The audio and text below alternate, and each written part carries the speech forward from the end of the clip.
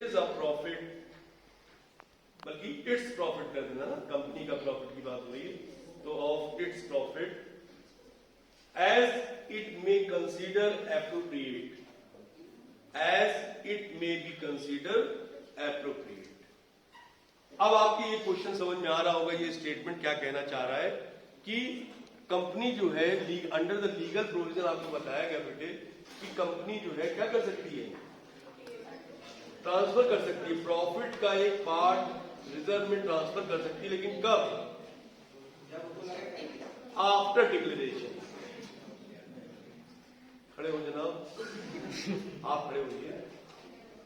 वहां पर कोई भी चीज लगने लगाने से नहीं होगी, मतलब इनका दैट मीन, इनका कहने का था मतलब 6 and amended act 2013, company act 2013 में ये लीगल प्रोविजन है क्या कि कंपनी को कहा गया कि आप प्रॉफिट का एक पार्ट रिजर्व में ट्रांसफर करिए, है ना। जो एक्चुअली ये वर्ड इन्होंने पता क्यों यूज किया कि जब कंपनी को लगे, क्योंकि लास्ट में आपने क्या लिखा है, एज इट कंसीडर एप्रोप्रिएट, है। उसका मतलब यही कि जब आपको ठीक लगे, जब आपको कंपनी को लगे कि हाँ, तो वो किसके लिए कहा गया? परसेंटेज के लिए। बल्कि कहीं कहीं पर हमने देखा शायद परसेंटेज का भी एक मतलब वो रेट जो है वो फिक्स है। जैसे अभी हम लोगों ने मैनेजर रेम्युनरेशन पढ़ा तो उसमें जनरली 5% या 6% फिक्स है, लेकिन अभी जो अमेंडेड हुआ उसमें कई चीजें आई, कई कैटेगरी में अलग अलग रेट दिए रखे हैं। वो जब ये डिटेल में पढ़ेंगे तो बताएंगे आपको मैनेजर रेम्युनरेशन में, समझ रहे आप। तो वो चीज है यहाँ पे। तो यहाँ पर एज अ प्रोविजन उन्होंने कहा कि आप रिजर्व में ट्रांसफर करिए, लेकिन कब? जब आप डिक्लेरेशन कर दीजिए किसका? डिविडेंड का। उसके बाद जो रिमेनिंग पार्ट है उसमें आप जो आपको ठीक लगे वो आप परसेंटेज डिसाइड कर लीजिए, कितना परसेंट ट्रांसफर करना है। Okay, sit down. Next, authority to declare, authority to declare dividend. इससे क्रॉस क्वेश्चन बनेगा, ऑब्जेक्टिव बनेगा, अथॉरिटी टू डिक्लेयर डिविडेंड, है ना। तो इट कैन बी, स्टेटमेंट लिखिए इससे related, it can be declared, it can be declared only by a resolution, only by a resolution, RESOLUTI, resolution of the member, of the members. You know members, that means shareholder. Member, that means shareholder. At the general meeting. Only by the, only by the, Huh? only by the Resolution. resolution Only by a resolution of the member, member that means shareholder, है ना, at the general meeting. अब आपका देखिए cross question clear हो गया, objective question clear हो गया कि ये जो डिक्लेरेशन का पावर है वो किसके पास है? आंसर में दे दिया जाए, ए में owner of the company, manager of the company, share holder, members of the company, है। आखिरी ननाब जी क्या टिक करेंगे? टिक कब करेंगे? पढ़ेंगे तब ना। जितने लोग आज यहाँ नहीं आए, क्लास नहीं अटेंड की, क्या वो मेंबर ऑफ टिक करेंगे? वो क्या टिक करेंगे? नन ऑफ दी, उनका। तो बहुत इंपॉर्टेंट, इससे भी क्रॉस क्वेश्चन बनेगा, है ना, मोड से भी क्रॉस क्वेश्चन बनेगा। तो उसके लिए आपको लिखना है, स्टेटमेंट लिखना है कि dividend paid only cash, cash में, डिविडेंड, डिविडेंड पेड या dividend are to be paid only cash.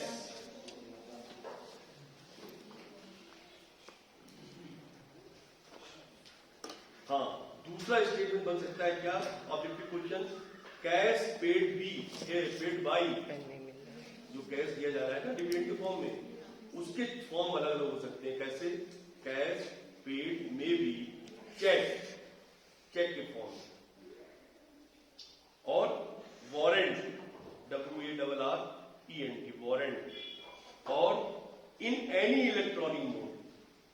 जो आजकल चल रहा है e trading concept, e commerce, है ना, ऑनलाइन, आरटीजीएस कॉन्सेप्ट, समझ रहे? तो कहने का मतलब और किसी फॉर्म में आप नहीं पे कर सकते, बोनस के फॉर्म में नहीं दे सकते, समझ रहे आप, या एक्स्ट्रा शेयर होल्डर के फॉर्म में नहीं दे सकते, है ना, आपको देना है कैश के फॉर्म में। और कैश जब आप दे रहे हैं तो कैश के फॉर्म को चेंज किया जाए, है ना, मतलब पेमेंट प्रोसेस एक तरीके से, है ना, क्वेश्चन बन सकता है पेमेंट प्रोसेस, चेक के थ्रू, वारंट के थ्रू, या एनी इलेक्ट्रॉनिक मोड, तो और या लास्ट कहते हैं ऑल ऑफ दीज, कौन सा ठीक करेंगे, समझ रहे हैं आप?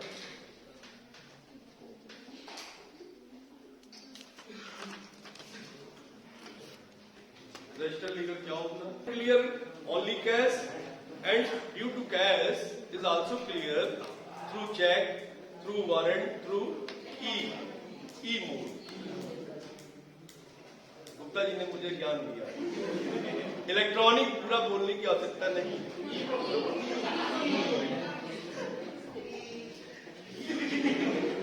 Next is very important point, statement, payment to registered shareholder. अब देखिए क्रॉस क्वेश्चन बन गया, यहां पर ऑब्जेक्टिव बन गया आपका, payment to registered shareholder, मतलब ये जो डिविडेंड पे करने की जो बात आ रही है, ऐसा नहीं होगा कि every shareholder is paying, company हर एक को नहीं पे करेगी, किसको पे करेगी? ओनली रजिस्टर्ड शेयर होल्डर, ये ध्यान रखना होगा, only registered shareholder. Next, dividend to be paid on normal value of share, is a very important question. ये सब अंडरलाइन क्या करिए आप, जैसे आपने लिखा ना रजिस्टर्ड शेयर होल्डर, इसको अंडरलाइन कर दिया, यही आंसर होगा, यही ऑब्जेक्टिव क्वेश्चन बनेगा।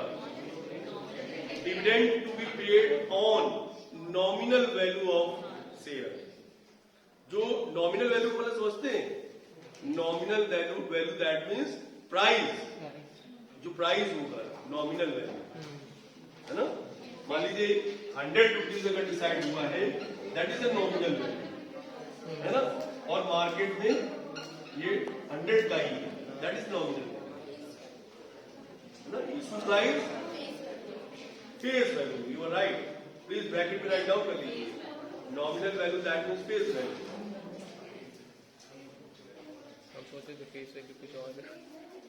आई होप एवरीबडी राइट डाउन और अंडरलाइन कर लीजिए आप, ये क्रॉस क्वेश्चन बनेगा कि जो डिविडेंड पे किया जाता है वो किस वैल्यू पे किया जाता है, market value, face value, nominal value, all of these या नन ऑफ दीज।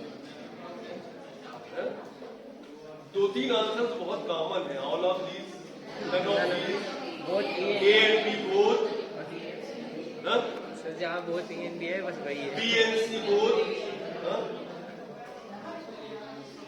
तो माइंड सेट कर लीजिए इन सब चीजों के लिए, बहुत जल्द इनसे आपका सामना होने वाला है। देखिए बहुत इंपॉर्टेंट क्वेश्चन पूछ रही है भाई नैना जी, बहुत इंपॉर्टेंट क्वेश्चन पूछ रही है, आप लोग बात मत करिए प्लीज। हाँ नैना जी पूछिए।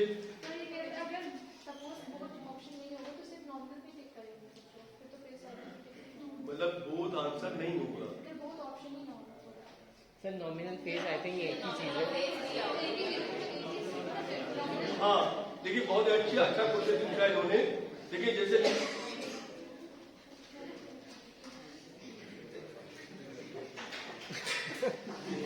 मतलब दोनों टर्म यूज कर दिए जाए, फेस वैल्यू और नॉमिनल वैल्यू बेटे, तो जो पहला वाला मतलब जैसे ए में उन्होंने कहा फेस वैल्यू, बी में कहा नॉमिनल वैल्यू, और सी में मार्केट वैल्यू, और डी में नन ऑफ दीज, तो आप जो पहला होगा ए वही टिक हो जाएगा, ठीक है। और अगर वो सी में कर देते हैं क्या मार्केट की जगह पर क्या बोथ ए और बी, नहीं नॉमिनल और क्या नाम फेस, तो एक ही बात है ना बेटे, तो ऐसा सिली क्वेश्चन होगा नहीं। ये भी आप मान के चलिए कि जो आपका लेवल है उसमें इस टाइप का होगा नहीं, लेकिन ये बिल्कुल भी मान के ना चलिए कि नहीं होगा, बिल्कुल नहीं, मतलब मीडियम पहले है ना। क्योंकि ये पहली बार ऐसा होगा कि सेमेस्टर में ये कॉन्सेप्ट अडॉप्ट होगा, तो कुछ गलतियां होंगी, ऑब्जेक्टिव टाइप कुछ गलतियां होंगी। हो सकता है कि 2 क्वेश्चन एक जैसे हो जाए, समझ रहे हो? ऐसा भी टोटल क्वेश्चन भी ऐसा मतलब अभी टेस्ट में ऐसा हो गया, अच्छा है ना? टेस्ट में हुआ था, आपने तो बताया था कि सेम थे, सेम थे, इवन मतलब 4 हो गए ना। Next, transfer of profit to reserve, transfer of profit to reserve.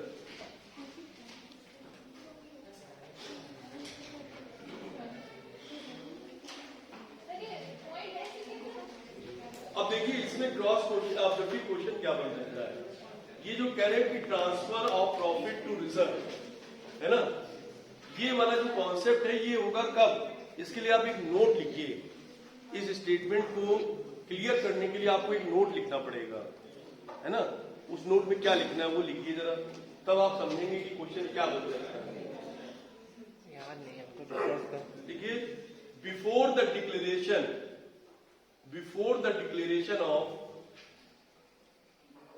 of any dividend in any financial year,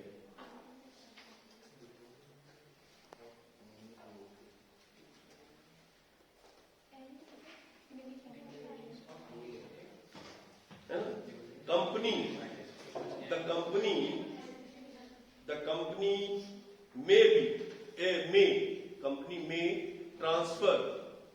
company may transfer such percent dividend correct है, लेकिन इंटरेस्ट की अगर हम बात करें तो वो भी सही है, तो फिर सी आंसर सही हो जाएगा आपका, है ना। अगर जैसे सी ना होता ए और बी, तो फिर आपका ए सही था, है ना। समझ रहे हैं आप? नहीं समझ पाए? मैं फिर समझाता हूँ। जैसे पहला आपका होता क्या, डिविडेंड, बी होता है इंटरेस्ट, है ना, और इसमें सी में आ जाता गुडविल, और 4 में आता नन ऑफ दीज। तो उस समय आप क्या टिक करते, इंटरेस्ट को कि डिविडेंड? डिविडेंड। नो, पहला आंसर, पहला जो आंसर होगा वो सही होगा, तो डिविडेंड सही होगा। तो डिविडेंड, समझ रहे हैं आप? यस सर, समझ रहे हैं ना आप? तो ये चीज होती है, मतलब नोटिस करने वाली बात है, ध्यान देने वाली बात है, वो सही होता। और जैसे सी में उन्होंने ए और बी कर दिया, तो फिर आप ए बी को लगाइए, क्योंकि शेयर होल्डर में डिविडेंड भी डिस्ट्रीब्यूट होता है और इंटरेस्ट भी डिस्ट्रीब्यूट होता है। समझ रहे हैं आप? मतलब कंपनी दोनों चीजें पे करती है एमंग द शेयर होल्डर बेटे। Okay, sit down, good. तो जो इस तरह से जो आपके सब जहन में ये क्वेश्चन बनने लगेंगे कि इस स्टेटमेंट में जो स्टेटमेंट ने लिखाया है उससे ये क्रॉस क्वेश्चन बन सकता है। तो एक तो ये डिस्ट्रीब्यूशन का कॉन्सेप्ट हो गया, है ना, और एक हो सकता है कि किसके बीच में, है ना, शेयर होल्डर, डिवेंचर होल्डर, है ना, या मैनेजर, है ना, या नन ऑफ दीज, समझ रहे हैं? तो ऐसी पोजीशन में भी आप या ए और बी कर दें, समझ रहे हैं आप, है ना। तो मैनेजर को तो नहीं टिक करेंगे ना, किसको टिक करेंगे? क्योंकि आपने पढ़ रखा है, सर ने कई बार क्लास में बताया, लिखाया, समझाया कि डिविडेंड जो होता है वो among the share holder distribute होता है, और जो इंटरेस्ट होता है वो भी एमंग द शेयर होल्डर होता है ना, लेकिन वो पर्टिकुलर एक शेयर पर होता है। किस पर?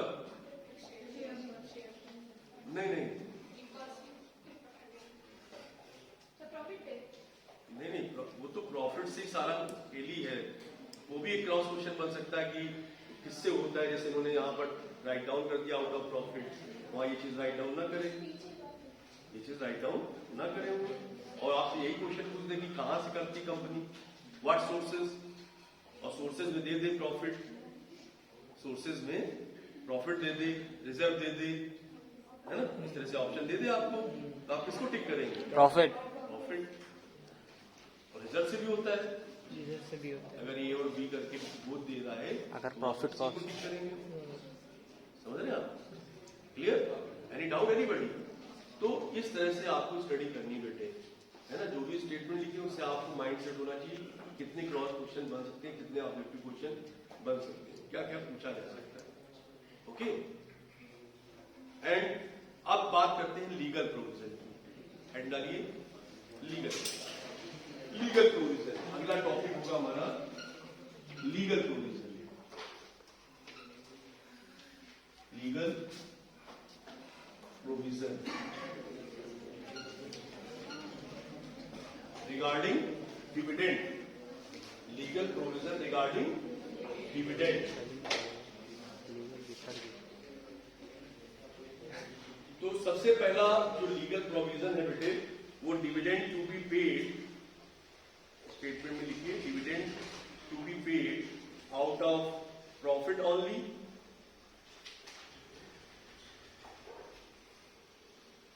And second statement sources for payment of dividend. Sources for payment of dividend.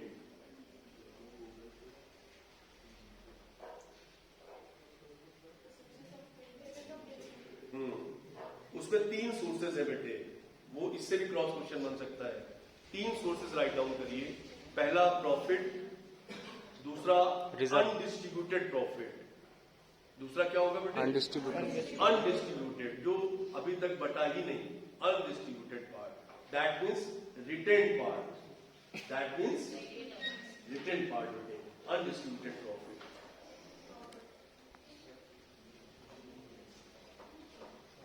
लेकिन कब का? पिछले साल का। ब्रैकेट में लिखिए previous year, previous financial year. Bracket में लिखिए अनडिस्ट्रीब्यूटेड में previous financial year.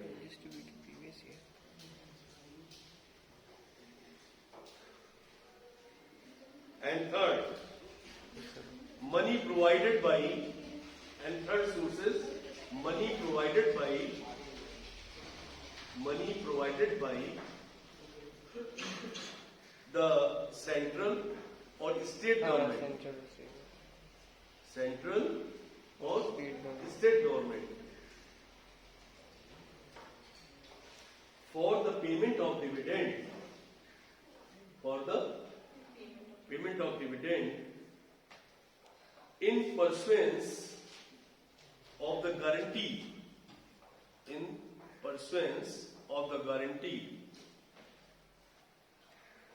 given by the government concerned, given by the government concerned।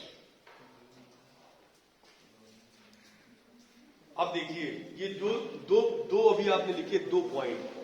Legal provision में आपने 2 स्टेटमेंट राइट डाउन किए और दोनों में दूसरा वाला जो स्टेटमेंट है उसमें से कम 2 क्वेश्चन बन रहे हैं।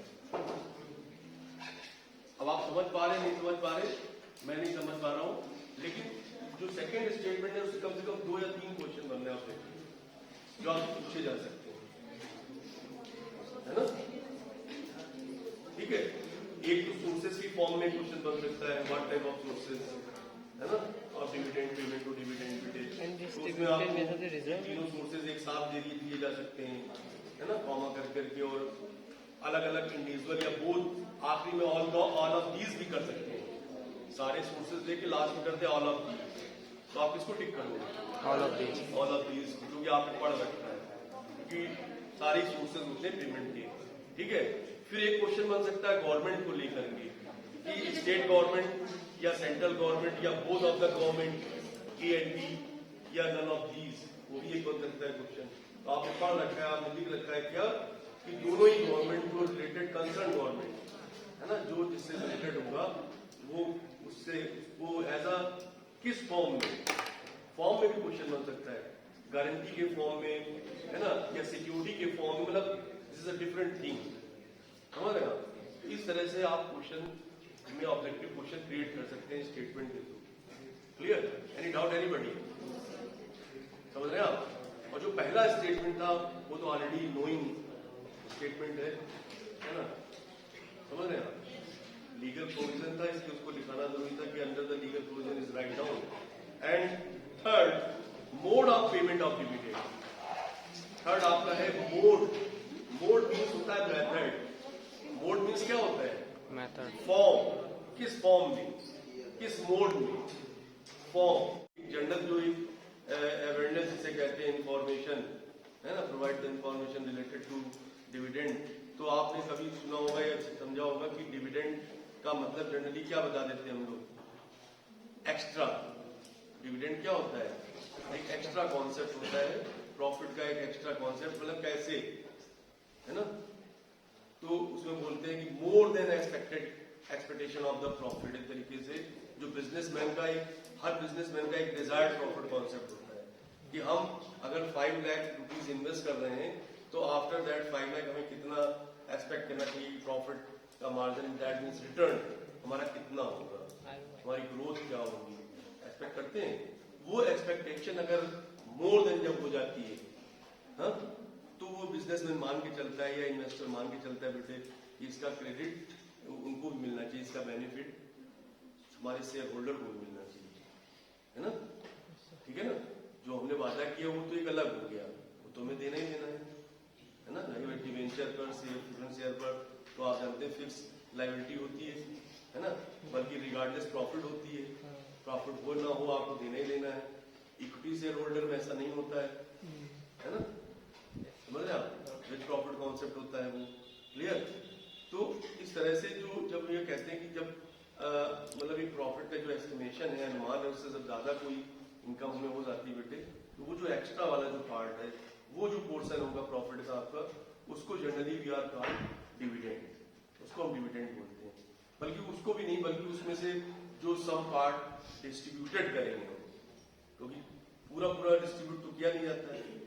कोई भी फर्म, कोई भी इन्वेस्टर या कोई भी बिजनेसमैन ओवरऑल पार्ट आपका डिस्ट्रीब्यूट नहीं कर देगा, उसका एक सम पार्ट वो डिस्ट्रीब्यूट करेगा और सम पार्ट क्या करेगा, रिजर्व करेगा, रिटेन करेगा इन अ फर्म।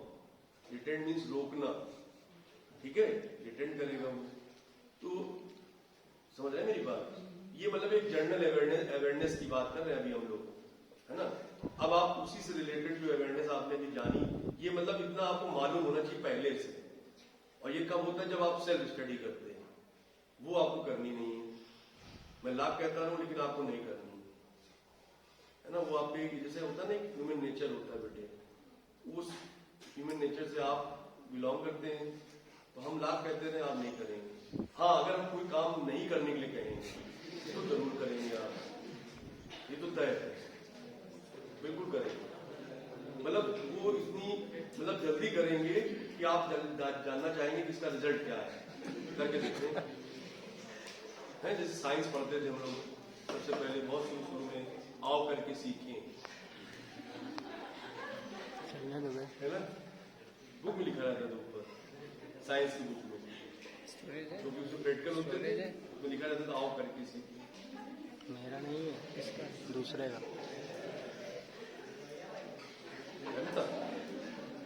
जब इस तरह की बातें हो तो आप पोज करेंगे, क्या करेंगे आप सर आईने भेजा।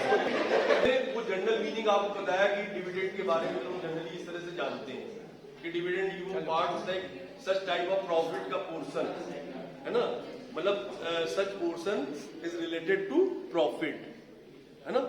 Dividend such portion related to profit, ये जनरल अवेयरनेस का कॉन्सेप्ट है। लेकिन जो एग्जाम में जो क्वेश्चन बनेगा वो कैसे बनेगा, तो उसके लिए एक स्टेटमेंट लिखिए, लिखिए dividend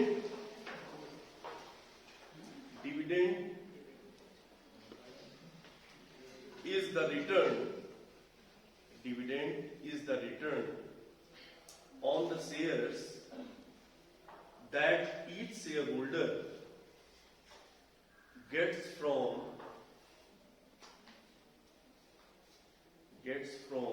the company out of its profit. Company out of its profit, its profit. And second statement, dividend is that part, दूसरा statement, dividend is that part of the profit of the company which is distributed among the shareholder of the company. देखिए ये जो पहला heading था concept, पहला heading आपने write down किया concept of dividend. Under this heading आपने दो स्टेटमेंट राइट डाउन किए। एवरीबॉडी वेरी सिंसियरली मतलब रीड दिस स्टेटमेंट, बहुत मन से पढ़िए, ध्यान से, और सोचिए इसमें ऑब्जेक्टिव क्वेश्चन क्या बन सकता है। मैं इंडिविजुअली डिस्कस करूंगा आपसे, इसलिए बहुत ध्यान से पढ़िएगा, हवा में मत पढ़िएगा कि हाँ सर पढ़ लिया। सोचिए जरा कि इसमें ऑब्जेक्टिव क्वेश्चन क्या बन सकता है पहले स्टेटमेंट में और दूसरे स्टेटमेंट में। बताएं सर।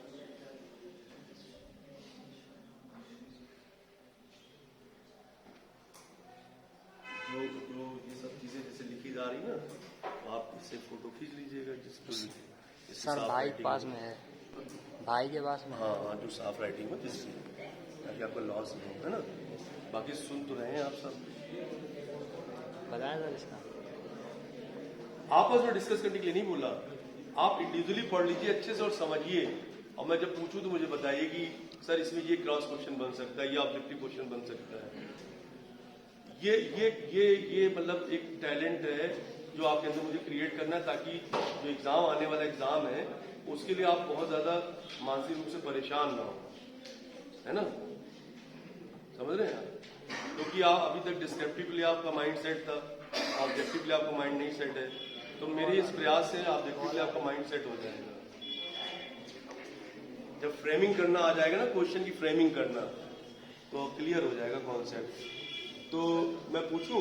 हाँ जनाब कुछ बताना चाहते हैं, प्लीज खड़े होइए, थोड़ा सा कुछ सीख लीजिए, क्योंकि इसी 30,000 में सब कुछ सीखना है आपको, पढ़ना, उठना, बैठना, क्या पहनना। सादिबा जी बताइए, अदीबा जी बताइए, सॉरी, क्या क्वेश्चन बन सकता है बेटे फर्स्ट स्टेटमेंट में? ध्यान सुनिए सब लोग।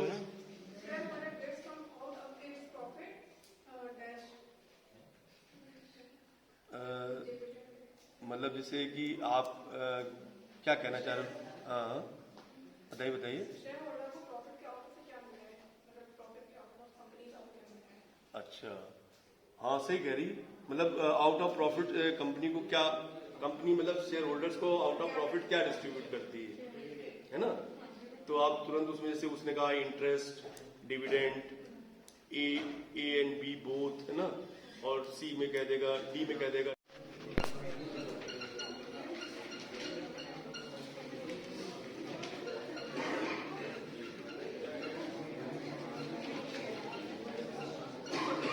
प्लीज बात न करें भाई, मैं मना कर रहा हूं लगातार, बात न करें।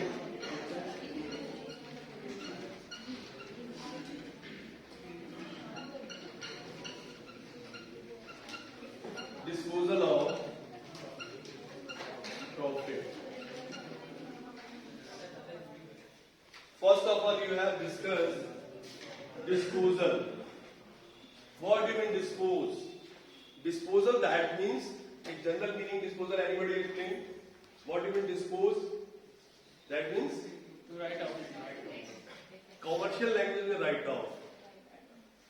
Disposal, that means commercial language अगर हम बोले तो write off बोलते हैं उसको, लेकिन एक जनरल मीनिंग मैंने पूछा। डिस्ट्रीब्यूशन नहीं, डिस्पोज करना मतलब डिस्ट्रीब्यूशन नहीं हो सकता। आपके पास गूगल बाबा है, गूगल बाबा, उस पर डाल दीजिए, फटाक से पता चल जाएगा। हालांकि आपको मालूम होना चाहिए, लेकिन जब नहीं मालूम है तो फटाक से डालिए, करेक्ट, फिनिश ऑफ, बिल्कुल राइट, समाप्त, खत्म करना। अब जैसे इन्होंने बताया कि कॉन्ट्रीब्यूट, क्या बताया था, डिस्ट्रीब्यूशन, और एक ने बताया राइट ऑफ। ये भी वर्ड अपने आप में सही होंगे कब, जब हम उसको बात करेंगे रेफरेंस, यानी हमारा जो पेपर है कंपनी अकाउंट बेटे, है ना, कंपनी अकाउंट में हमारा टॉपिक है क्या, फाइनल अकाउंट। क्या टॉपिक है बेटे, फाइनल अकाउंट। और फाइनल अकाउंट में हम लोग प्रिपेयर करते हैं क्या, trading and PL and balance sheet and PL appropriation, है ना। अगर हम सीक्वेंस की बात करें तो trading and PL appropriation, after that finally हम बनाते हैं balance sheet, sir that means financial statement. Sir PNL appropriation तो नोट्स में आता है ना, हाँ? शेड्यूल 3 के हिसाब से नोट्स में आएगा क्या पीएनएल अप्रोप्रिएशन। रियल एप्रोप्रिएशन ना, हाँ शेड्यूल नोट्स के हिसाब में भी आता है, लेकिन हम लोग जैसे जब फॉर्मेट की हम बात करते हैं ना, तो हाँ अगर फॉर्मेट की बात करेंगे तो शेड्यूल में आ जाएगा, क्योंकि बैलेंस शीट में फेस वैल्यू में नहीं देते। हाँ।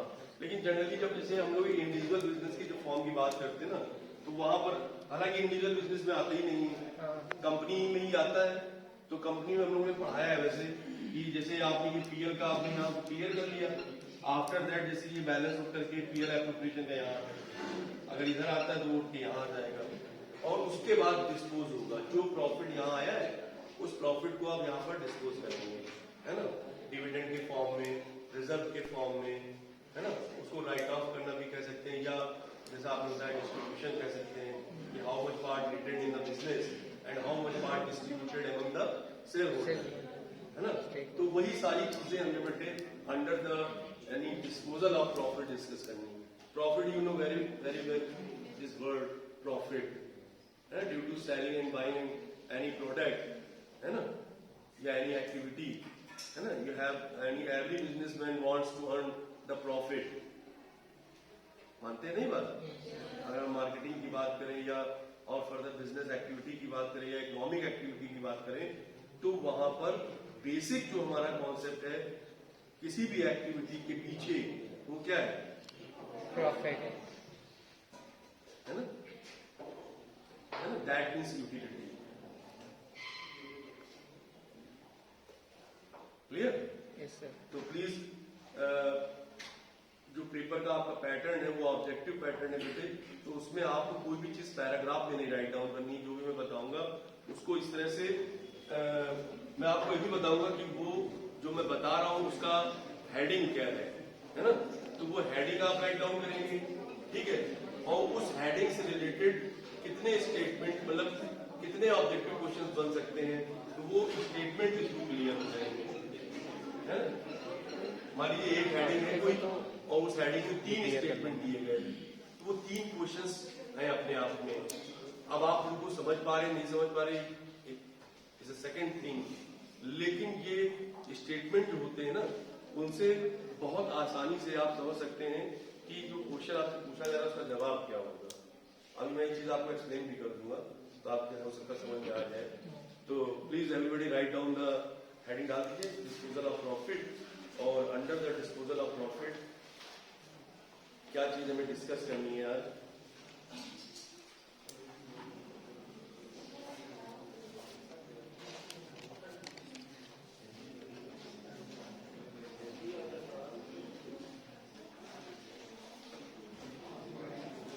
डालिए टॉपिक, डालिए सबसे पहले डालिए concept of dividend.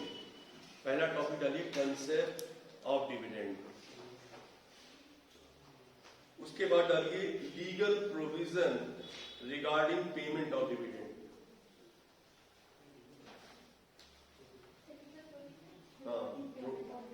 Regarding payment of dividend. तीसरा declaration of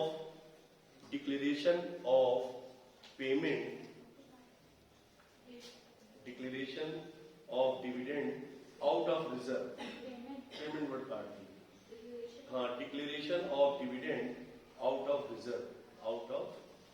reserve. And last topic होगा हमारा बेटे treatment of propose dividend with reference,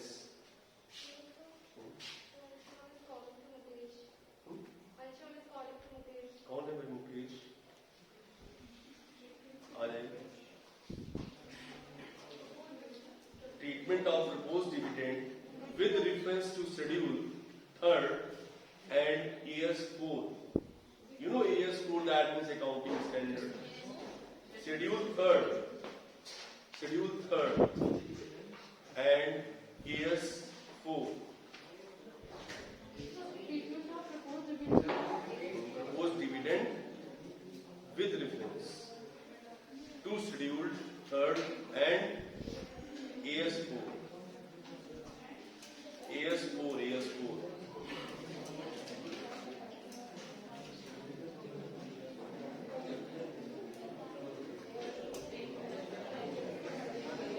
अबे इसे अबे ठीक है। माइनस में चलना अब लग गया। सबसे पहले जानना जरूरी है कि what type of concept of